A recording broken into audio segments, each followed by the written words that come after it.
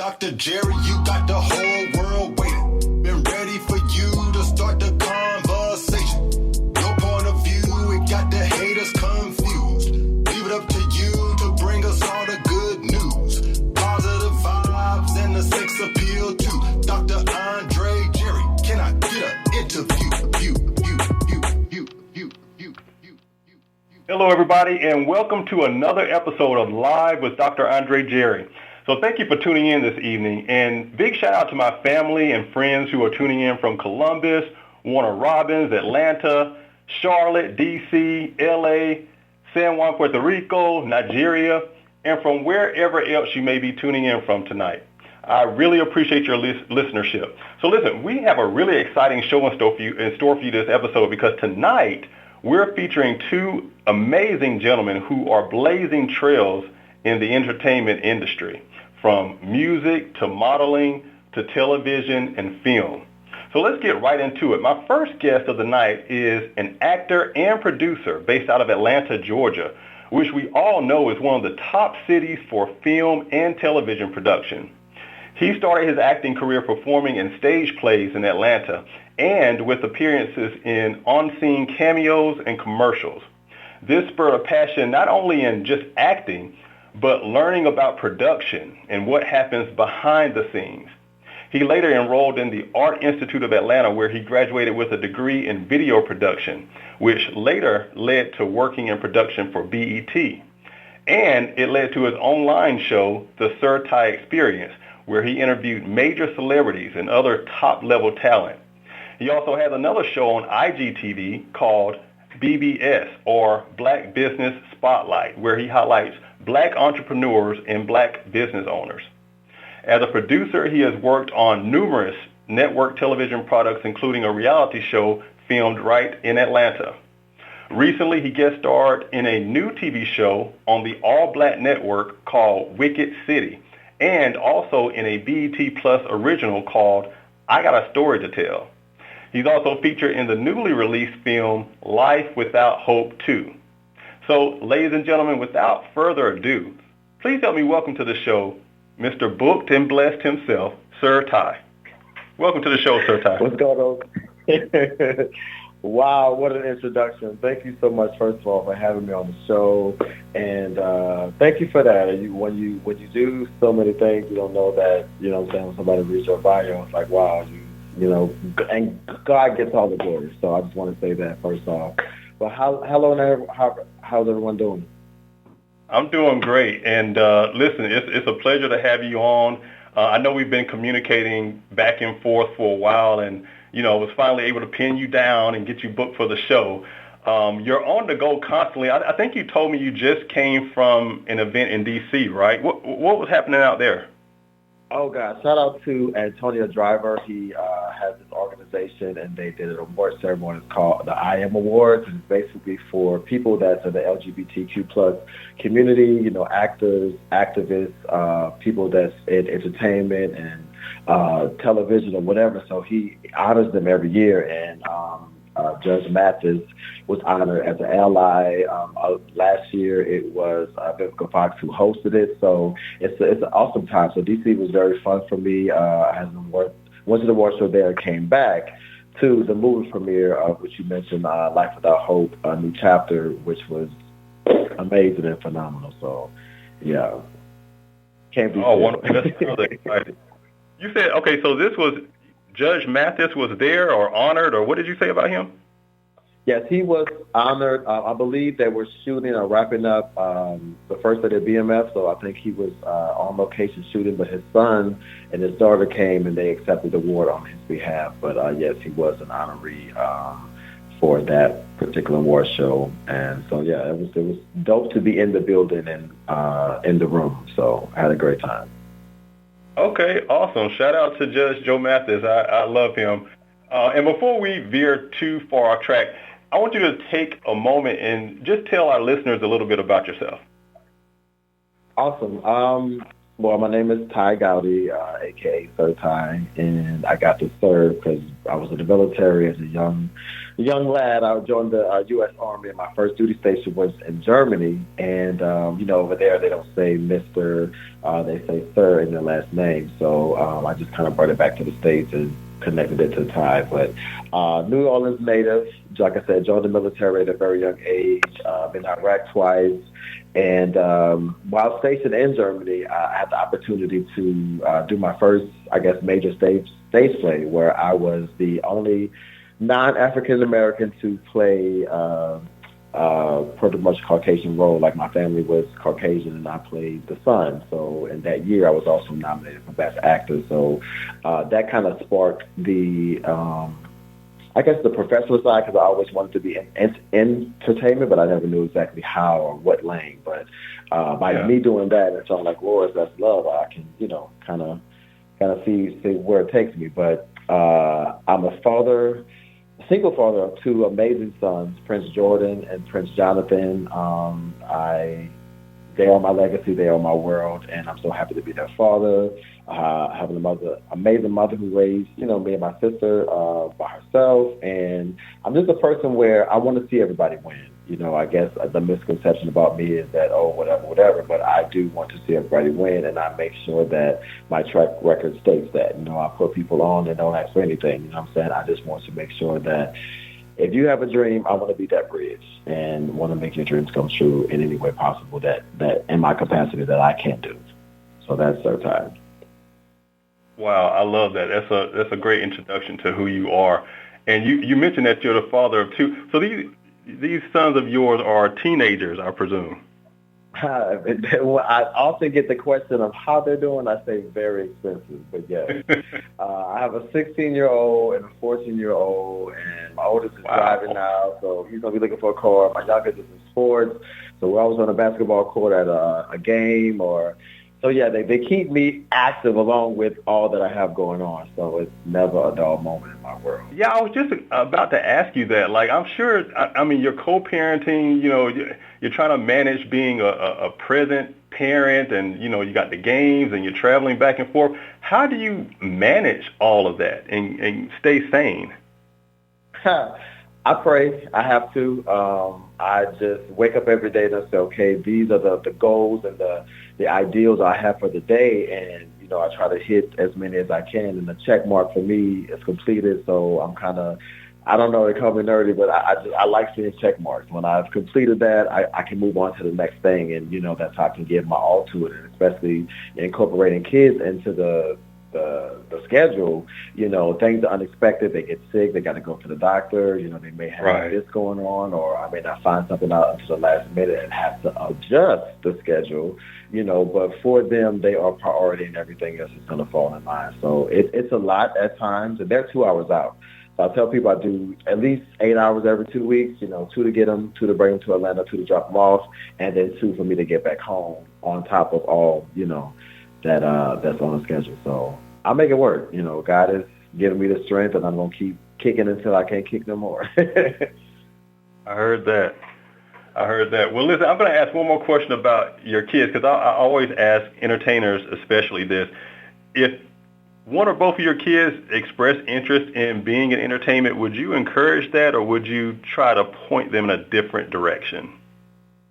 Absolutely. If I'm their biggest cheerleader, so whatever they desire to do, we're going to do the research and when age appropriate. So I would say 17 and up, yes. Right now, be a kid. I can speak that I want them to have, a regular childhood and to grow up. And then when it's time to work, get to work. You know what I'm saying? And show business is just what it is. What they used to say the best. Show business. A lot of people want the show, the fame, the glitz, the glamour, but the business, the contracts, the deals, the percentages, making sure that your paper is straight. If that's what the route they're going to take, we're going to make sure that we know that. So I will be their biggest cheerleader if that's something that they're interested in. That's awesome. And I want to talk a little bit about how you got your start in the entertainment industry, because when you gave your intro, I think you mentioned that when you were in the service, and thank you for your service, by the way. You were involved in a stage play while you were on deployment. And did you have any type of acting experience prior to that, or was that like your first role? Well, the first play, speaking of that happened in Germany. I just was, just stationed over there, and they put up a sign, like I think the Playhouse had been closed for so many months, and this was like their opening, hey, if you want to audition. I was just like, why not? So I went out, and like I said, I got the role, and like, are you ready? So I'm like, let's go. A script is a script, and when you say action, then the words come alive. So I was up for the challenge, and to answer that question, I didn't have any professional training. I did take, let's say, a theater class while in Germany because I guess I was trying to prepare myself for that, but no, professional training, did, church plays and stuff like that. But coming up out of that process of the rehearsal, once the curtain opened, this is it. There are no take twos, and, you have to know your lines and be able to improv because if someone else is off, you have to be able to save the show. So it taught me a lot of things, be quick on your feet. And so from there, I wanted to do it. And that was kind of the spark that kind of lit everything else ablaze. So when I got out, it was like, let's do it.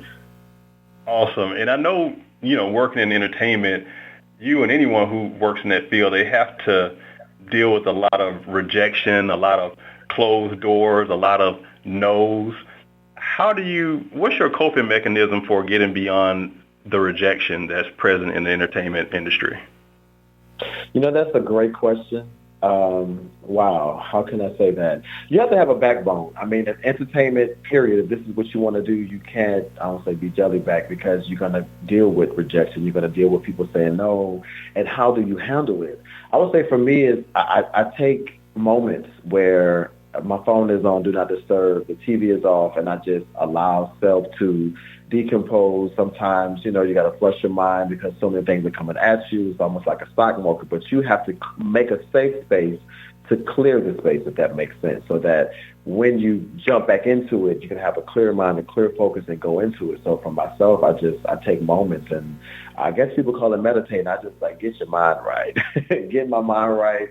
And I listen to music. I love 90s R&B. So if anyone knows me, you know that I'm either listening to Tony Braxton or something from the 90s. So I would say music and meditating. Wow. Well, I was telling another guest on one of my previous episodes that I recently started, well, not so recent now, but I also started meditating every morning. So I know that practice really does a great job of getting you grounded and getting you prepared for whatever you're going to face in your day, whether it's rejection or dealing with crazy people at work or just whatever. But that meditation aspect is very important, as well as music, which I love as well. One thing about you is that not only are you what they call talent, but you also wear the producer hat at times. Tell us a little bit about how you got the bug and interested in behind the scenes and producing. Well, it started, I guess that title came when we were in college. I went to the Art Institute of Atlanta, and my group just, for whatever reason, thought I was the leader, the outspoken, be the director, be the producer. So I kind of got thrown into the role where, people sound like telling people what to do, but I love delegating, and placing order and moving at, the speed of, let's get it done, but let's get it done in quality, if that makes sense. So our teachers were giving us industry standards. So it wasn't like, oh, let's just happen to turn to page 6. It was just like, go do this. This just happened on BT. How would you execute this if you were on set and stuff like that? So we got real life scenarios. And then when it was time to go shoot something, hey, we need a 5-minute, short, go make it happen. I just got thrown in the role. So with that being said, I said my professional role came when Mr. Courtney, my homeboy, he graduated, I graduated, and he was developing the show here in Atlanta called Supper Club ATL. I got the call, I would say, in 2019 or 2020. And I was in Warner Robins at the time, driving back and forth or staying, getting a hotel. And I became the story producer for the reality show, which is underway really soon. I'm very excited about it. But and then went off to produce a short and stuff, things of that sort. I'm developing my own stuff. So it kind of came with the territory. And I'm excited for the open door that would give me the opportunity to learn more. So. Well, since you wear both of those hats, I think that's why you're such a champion for making sure that doors are open for other people, because you know what it feels like to be talented and to be out there auditioning and looking for jobs. But then you also wear that producer hat, and I think it makes your job as a producer that much more better because you have that experience of being. Because imagine how many producers that you deal with that have never been talent before, right? Absolutely. So, and yeah, I'm sorry, go ahead. No, you go ahead. Go ahead. Yeah, and to your point, you have to teach people how to treat you. And not only that, and to be a great leader, you have to be a great follower. So like you said, going in the deeps of the valley and knowing, hey, you have to get up and, let's say study your lines and da-da-da, or like you say, rehearse an audition, but then being like on the casting or being on the producer side, I just have to fit this, but not looking at the totality of the person. So, I have the conversation. I'll know that person. I'll vet them. Okay, are you off of this task? This is the role. These are the lines. This is the scenario. So for me, it's a different process. And I'm so honored that the people that I did refer, they're getting books, they're getting jobs, they're getting deals and things like that sort. But my glory comes when you make it, when you are successful. So to your point, yes, I know what it feels like to get that door slammed in your face. No, we don't want you. No, you didn't get the role, but I also do feel, hey, you did get it. You were accepted. And so when, said, I try to make sure that talent, crew, everybody is treated with love, honor, respect, and let's, all come together with the goal mindset of getting this project, this production done to the other side so that people can view the magic that we created. Absolutely. And on the producing side as well, have there been times where, people have come to you with a project that they wanted you to produce or be involved with, and you had to say, no thanks? Has that happened? Well, I have some people that probably should get on cue now. I have a couple of scripts that, because my life is what it is, I have to I really got to sit down. I have scripts that I have to look at that people want me to work on, get funding for. So I would say next week, everybody, to answer that question, I will, because it's becoming to be a lot. I can maybe do one and be on set or, read a script and be on a plane, but now it's like I have to isolate time to really sit down to say, hey, yes, this is something that I agree with us, that we can move forward on, or hey, make these changes, blah blah blah, and then we can move forward then. So to answer that question, I would say to this point, no, because I think everyone has good intentions, great ideas, and if formulated correctly, it could be a success. You know what I'm saying? Whether it's, let's say, better or not. So my job is to come in and make sure that, hey, what you have on paper, that when it's spoken out, that it becomes life. It becomes, believable, and on screen can be read like this is authentic stuff from any point of view. So I will be reading scripts, and I will be able to answer that question next interview. But to this point, no, I haven't turned them down. Gotcha. How do you feel your military career prepared you for what you're doing now in entertainment? I would say mama and military. I would say home training first, making your bed, making sure you know your chores, your cooking, your cleaning. Mom set me down. Shout out to Lady B. Set me down, checkbooks and checks and balances and how to spend your money. I was in the military more so reinforced that by being disciplined. The time aspect, everybody just pray for me. I'm working on it. I'm getting better in Jesus' name. Hallelujah. But I would say that the tenacity, like the go-get, with the military, it's like overcome and improvise. What are you talking about? There's a problem. There's 50 million solutions. So while we're sitting here amplifying, oh, my God, we know what the issue is. How can we solve it so that we don't end up in the same predicament again? So the military taught me, figure it out. There is a way. There is a solution. Get to the other side of success. So I think that it definitely gave me the drive, the push, and the withal to say that I can do it. Going to Iraq and surviving and coming back, I can do an audition. Oh, hell yeah. I can direct a stage play. I can tell the actor, okay, I don't think that emotion is quite right. Can we flip it and do it this way? You know what I'm saying? So I can work with anyone. In the military, I always say, it's a tribe. I can black, white, Chinese, whatever. You know, we worked alongside of local nationals, so I can work with anyone. You know, and I tell people I don't mind even the meanest person, but at the end of the day, it's going to be respect. You know what I mean? And so you respect me, I respect you, and we can get along. Action cut, and then we go home. We can make it happen. So I think the military definitely gave me the core values to drive, you know, forward that the mission at hand, and let's get it done, you know. I love it. You know, I always tell people that the military is a great platform and springboard for whatever it is else that you want to do in life. You know, you're going to get the, like you said, the core values. You're going to get the discipline, everything that you need to be successful in life. So if you're a young person starting out, 16, 17, 18, you're not sure what you want to do, the military is always a great option. You don't have to stay in there forever. You can do, you know, 3-4 years and kind of move on with your life. But it's a great starting point. And I mean, you can't do anything but be successful after that. So shout out to all of our military personnel, our veterans. Of all the experiences you've had working on set, you know, as talent or as a producer, what sticks out in your head as the most memorable experience so far?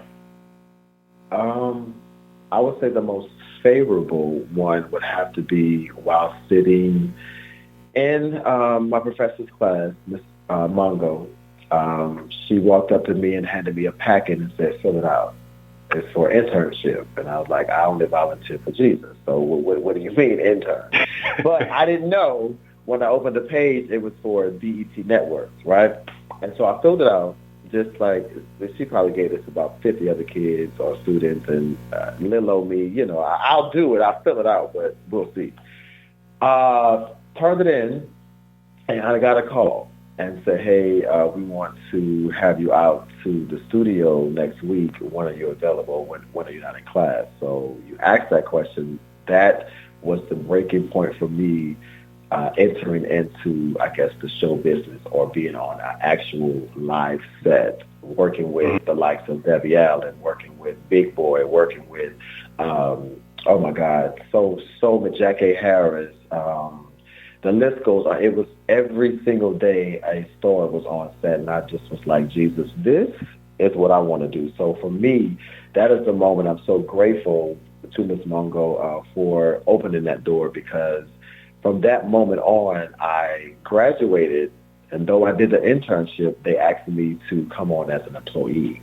So that was a moment for me, and from there, it's been every other moment from that has been rememberable or just a wonderful time. So very grateful, very honored, and still kicking and rocking today. So yeah, I would say that one. Well, thank you for sharing that. I want to switch gears a bit and ask you about a show that I haven't seen. I just saw an excerpt of it. I was on your Instagram, you know, just taking a look at your stuff ahead of the show, and I saw a clip of you and your naked ass on some show. Tell us what this show is. Plug whatever that show is and tell us where we can go find it and stream it, because I need to watch whatever episode that is. I'll be like, say more. Are you sure? Was that me? That was you. Because it was a small clip. You showed it? Yeah, that was. Okay, so wow, it's actually from the movie that was that premiered on Monday night. Life Without Hope: A New Chapter.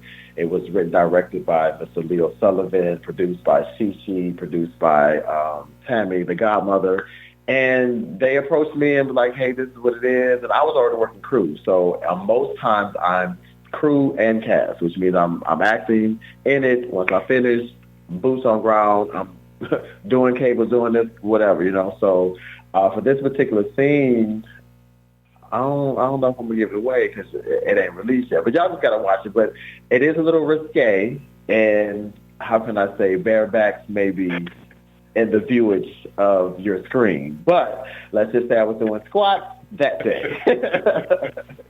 Yeah. So it's not out yet, is what you're saying. It's going to be out in May. Like I said, Okay. Columbus Short is in it. Erica Peebles, Erica Page, Lyric, myself, Tavius. Like it's the list goes on, and it's going to be, I think, Amazon Prime and Tubi. So make sure that you guys look out for that. Like I said, it's with Sullivan Productions, and yeah, it was a lot, but let's say I made it. Okay. And things like that, you do get into some compromising positions where as an artist or an actor, you have to ask yourself, am I comfortable with this being, because once it's out, it's out. You know, you can't, let me change my mind when it's already at the theater. Like, it's the moment it's going. So by taking challenges, you know, you show range, you show depth, you show that you can do things, you know, and make it, let's say, believable or come across where you're asking me, was that my ass on camera? So obviously, it's going to be a good movie. But yeah. Okay. Well, you know, there's someone out there who's listening to this interview. They're listening to you and I talk tonight, and they have aspirations to be in entertainment, whether it's acting, modeling, whatever. What sage advice would you give them? Any of these aspiring entertainers out there who are just starting out in the business? Do it. Do it. Just do it. Don't second guess yourself. And this is me telling my younger self, so I'm speaking to them as well. But do it. Don't second guess yourself. Obviously, pray.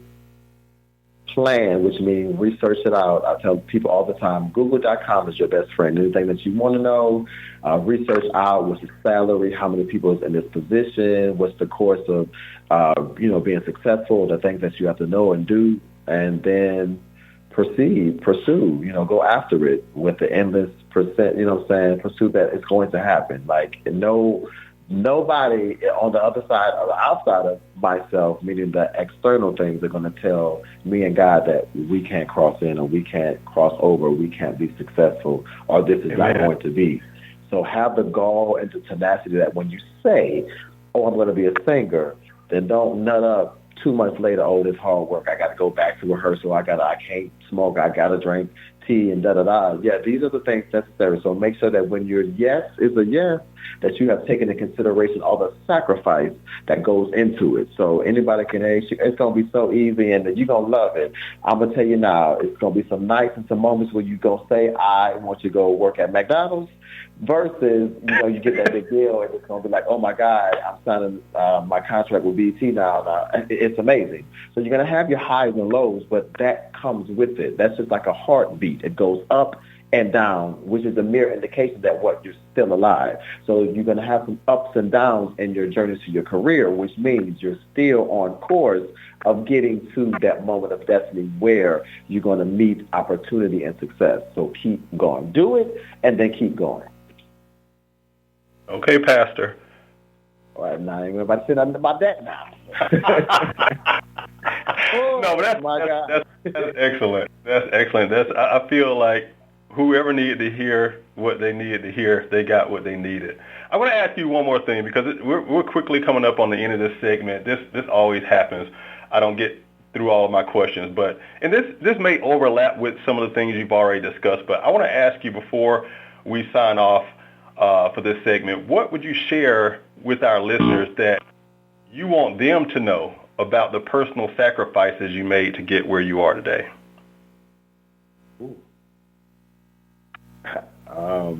We got time. I would say really quickly, wow. The major sacrifices, I was in it to win it, let's say heavily 2011 to 13, but I pressed pause and, although I was a present parent then, I wanted to be a father to make sure that my kids knew me, I knew them, and that they were well-rounded and that I can, step back and say that I planted the seed versus working, and then, I've done this for y'all, and I don't know my children. So for me, it was a sacrifice to being a parent, and then it was a sacrifice I was a husband, so I'm happily divorced twice. And, so sometimes how can I say? You got to make the decision of it's going to be, your career, or you're just going to be in love. So sometimes the career and love can happen, but in most cases you have to kind of choose what kind of outweighs that. And for me, it was my career, and I'm full force because I don't think being married, being with somebody totally right now will be smart, because that will be unfair to them, because I will be where I want to be. And then, so I would say making sure that, you just clear yourself any distractions, anything that's going to hold you back or weigh you down, and then go forward. And then when you fly and you get to where you want to be, then you can come back and, revisit that. But I'm good. In Jesus' name. In Jesus' name. Wise words from the man himself. Sir Ty, thank you again for being our guest on the show tonight. I really appreciate your time. Before we go, tell our listeners really quickly where they can connect with you online. Well, Dr. Andre, I want to say thank you for having me so much, and it's been a pleasure. But you guys can follow me on IG. That is Sir Ty Online, SIRTY Online, Facebook, Ty Gowdy, but I'm active on IG, so Sir Ty Online. All right. Well, thank you again. And everybody, we're going to take a quick break, but when we return, I'll be introducing another impressive gentleman in entertainment. You definitely won't want to miss this. Stay tuned, and we'll be right back. Waves of sadness from out of nowhere. Instantly, you feel a weight of despair, a subtle heaviness that leaves you drained, and a lingering loneliness that remains.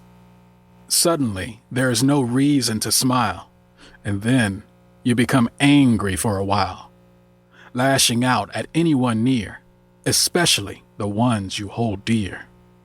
Imprisoned by your own emotions, unsettled by the lack of control. Trying to make sense of it all, meanwhile, it takes its toll. Distancing yourself from family, pushing your friends away, knowing in your heart that maybe you'll need their support one day. As your despondency becomes palpable and more real, you find it difficult to express how you feel. So you become quiet and do your best to disguise it.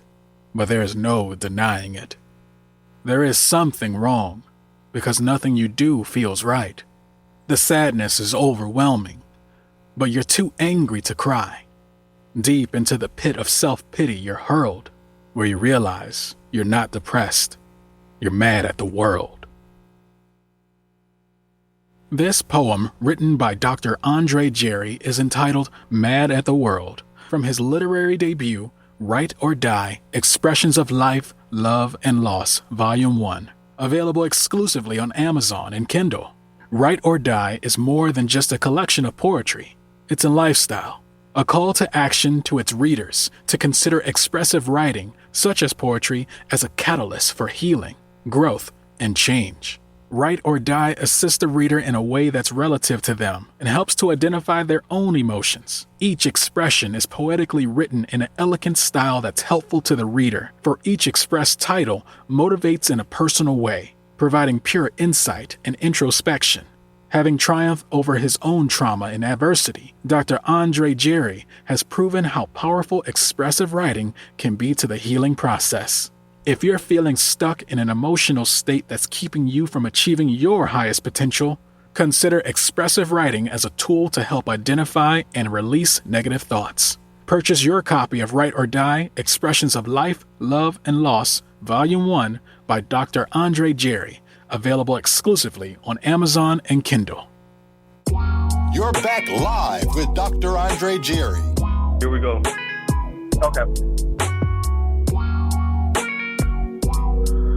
All right, everybody, welcome back. So if you're just joining us, tonight we're featuring black men in entertainment who are blazing trails in music, modeling, television, and film. My next guest is joining us all the way from the West Coast tonight. He's a Maryland-based dance music artist, actor, and model, an international multi-award winning entertainer and creative innovator. He's known around the globe for his dance music here in the States and overseas, and has worked with some of the industry's biggest names, including Fantasia, Chrisette Michele, Lil' Kim, one of my favorites, Lil Mo, Pat Benatar, Patti LaBelle, Crystal Waters, and Ultra Nate, just to name a few. This gentleman is a 9-time Grammy nominee, the lead actor in the hit TV series Severus, The Black Caesar, and his music's been featured on hit shows like Fox's Empire and Rich Kids of Beverly Hills on the E! Channel. He's a 9-time Grammy nominee, a Grammy winner, a Grammy voting member, and he has had 14 Indie Music Channel Awards. Ladies and gentlemen, please help me welcome to the show Septimius the Great. Septimius, welcome to the show, sir. Hey! How you doing, buddy? How's it going? I'm exhausted after your intro. You have done a lot in the industry. You wore me out. I didn't even get to it all. I was trying to hit the highlights, but wow, man, you have been busy. Thank you for coming on the show tonight. I'm so glad to have you here. How's everything going? Oh, things are going great, man. Things great. Okay, so really quick, tell everyone how you came up with this name. Is that your name or is that your stage name? No. So about 12 years ago, when I decided to be a music artist, I was looking for a powerful name. So I Googled like Black Kings, Black people of power, and this name Septimius Severus popped up, or Severus, depending on where you at in the country, in the world.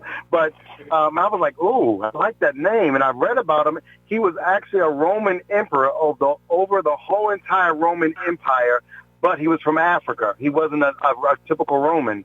And I was like, ooh, now that makes sense. I can create this image, this brand, but it makes sense, and it's not just made up. And that's what Septimius, Septimius the Great, I said, I created as the Roman emperor of music. Oh, man, I love it. And the crazy thing about your brand is that, okay, so Septimius the Great, you're not just an artist, it's a whole brand. You know, you got the modeling, you have the acting and the music. So, I mean, you're kind of like a one-stop shop for all things entertainment.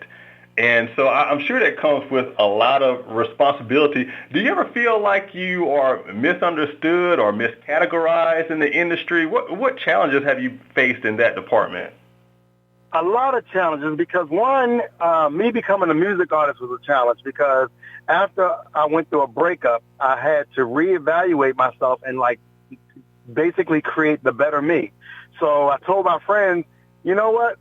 I'm going to be a music artist. My friends like, you are absolutely crazy. Y'all, you know nothing about music. You never been in the studio. You never wrote a song. You know nothing about it. I said, my first challenge is watch me.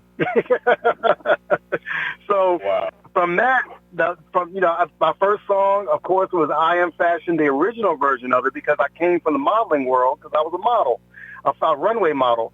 And then I did the music industry, and then the music industry landed me to opportunities in the acting, and then the acting has now been blowing up in the last 3 or 4 years. So it became this all-in-one brand, but that wasn't the original intent.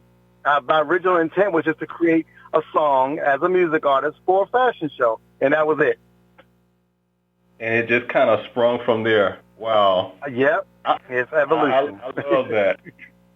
So listen, I have been kind of researching and finding out all the things that I can find out about you to get prepared for this interview. And I'm seeing where you've been compared to a lot of like legends in the industry. I mean, you've been compared to will.i.am, you've been Prince, Michael Jackson even.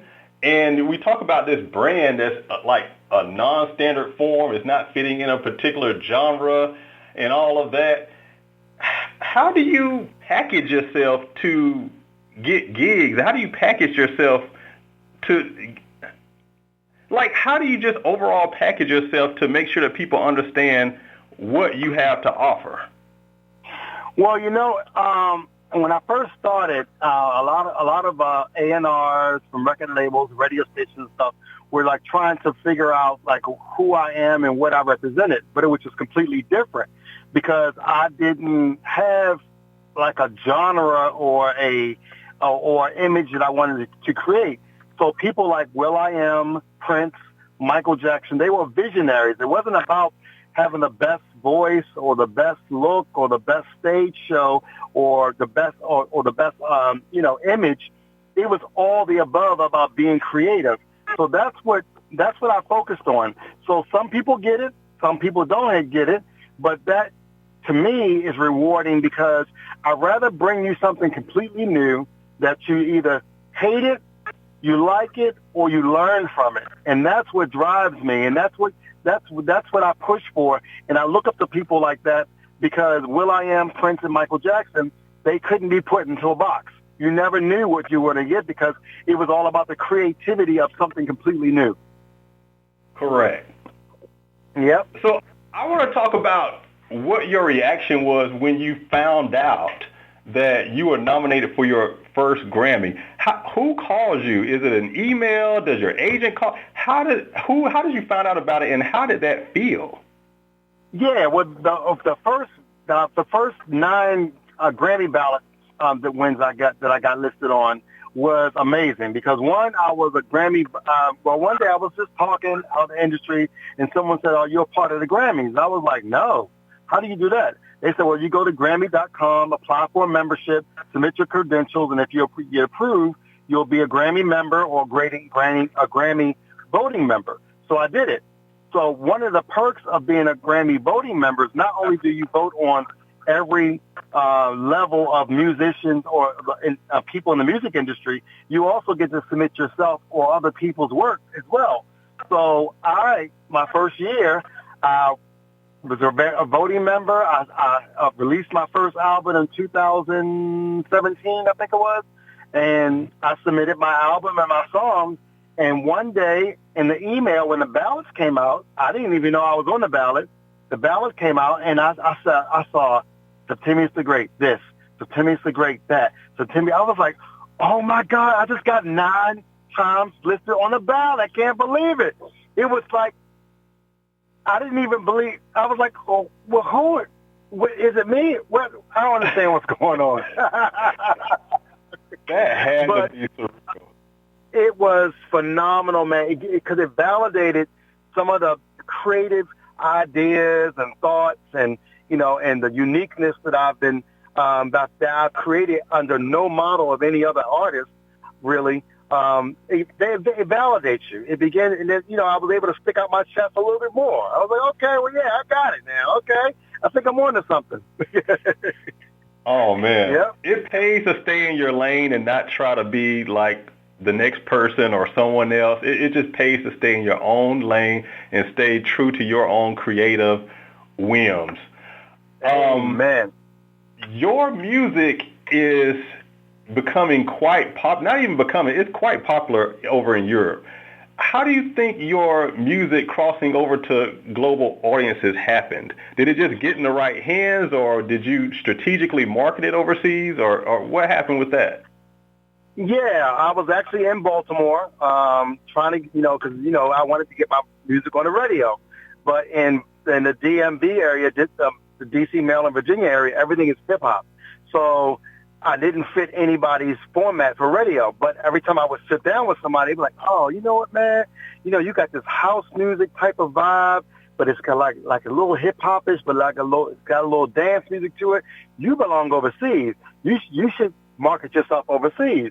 So me being an innovator and a thought visionary, I was like, okay, well, that's what I'm going to do. I quickly stopped everything in the United States and started focusing on Europe, in places like France, Italy, Spain, Amsterdam, and places like in London and England.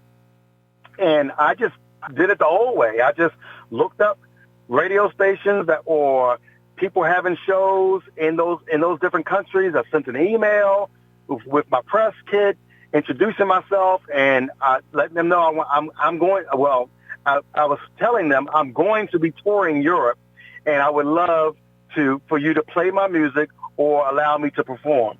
And just by those emails, my first performances were not really in the United States. They were all overseas, and I did a 7-city tour over Europe, just based upon me reaching out to people on email saying, hey, listen to my music, play my songs, can I perform?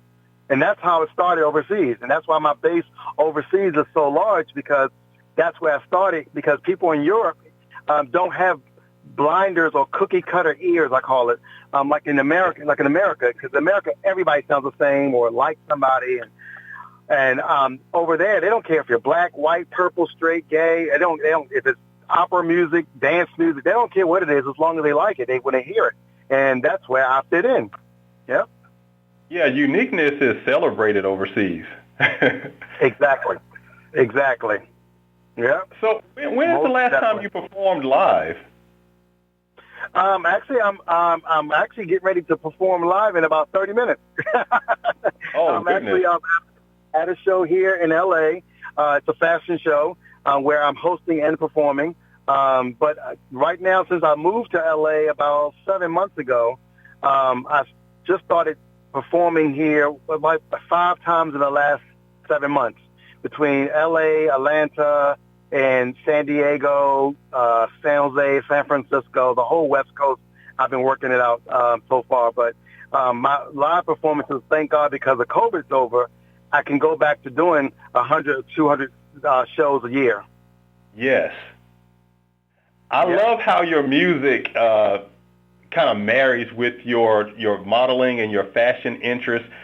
Between modeling and acting and music, which one of those do you enjoy the most? Well, that's a good question, because modeling was my first passion. Then I evolved into being a music artist was my next passion. But now it's really acting.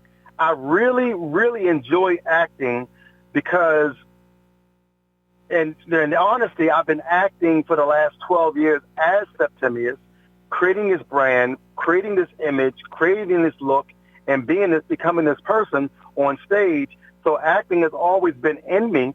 Also, just modeling, you're acting, walking a runway, you're basically acting as well. So acting is I think it evolved into my passion now that I really enjoy and can't wait to see where it takes me.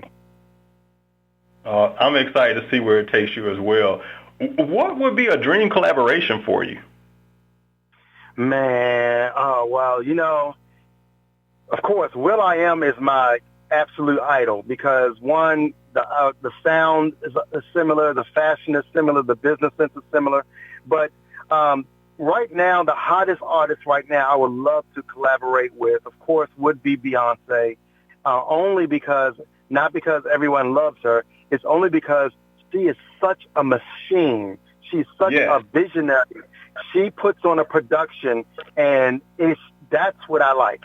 That I would love to put together something like that. When I saw her perform with Bruno Mars, and I forgot the other guy, the guy for the halftime show, and they did that merger between Bruno Mars sound, Beyonce, and the guy, the heavy metal guy. It was just like, that's me. That's what I want. That's what I want to present. Wow. Yeah, that would be a lot of people's dream collaboration. But yeah, she's definitely a workhorse. Performances are off the charts. So yeah, I have no doubt that you will end up having a collaboration with her at some point. I love to speak things out into the universe. So I know that's right. Tell me just a little bit about your creative process when you come up with how do you come up with ideas for a new song? Do you hear a beat first, or how does it work? Do the lyrics come to you first? What's your process? It's definitely the beat, because I'm beat driven. So if I hear a beat, sometimes the beat speaks to me in words, and I can create a story around it. But I do have to have a formula where it has to make you dance, it has to teach you something, and it has to be different, and it has to be, and I want to fuse in another sound completely, whether it's an opera song or rock band or some type of rock guitars. That's the process for me. And then I kind of write around that whole story of inclusiveness, uniqueness, whether it's fashion related or whether it's Septimius, the real emperor story related, or just everyday life. But the beat, it all starts with me with the beat. That's your formula. Yes, that's my formula. Mm-hmm. Yeah. So yeah, so if as long as you stay with your formula, you're definitely going to keep having the same success that you're having now. So I feel like a lot of artists don't do that. They don't have a formula, so to speak. They just kind of go with whatever catchy trend in music is happening. But yeah, exactly. Yeah. So have you ever felt, I don't know, pressured to compromise your creative vision for just the sake of some quick commercial appeal that would be well received in the States?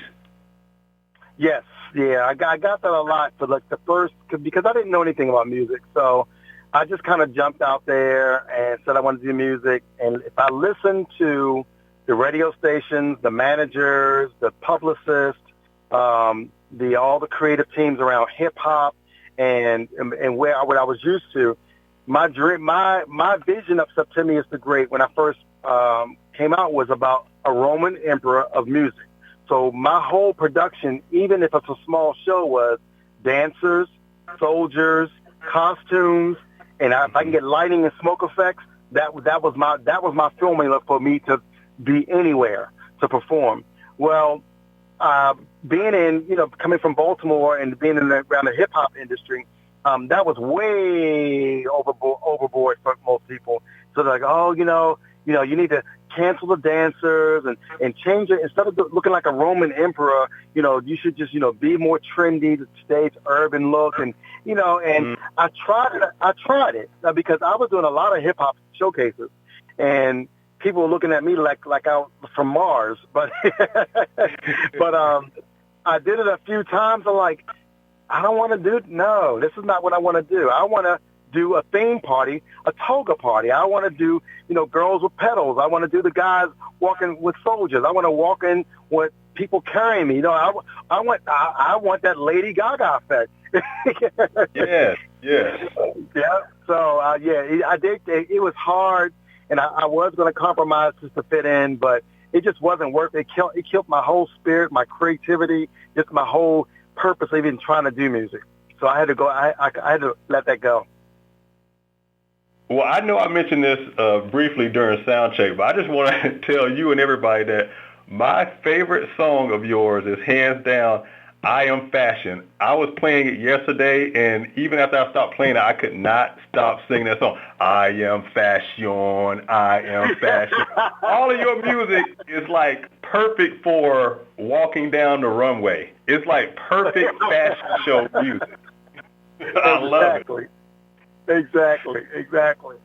And that's why I wrote that song. It was the first song that I kind of co-wrote with a gentleman named Coyote Man in Baltimore, and introduced me to helping to deliver my formula. He said, well, you came from fashion, so your first song should be about fashion. I said, well, I want to write a song where if I'm looking in the mirror getting dressed to go out, and I need to pick my spirits up because my hair ain't cut right or I ain't got the outfit I really want, I want to make myself feel good, and I want people who say it to make themselves feel good, and I want it to be drilled in your head that that's the only thing you will remember is the word "I am fashion."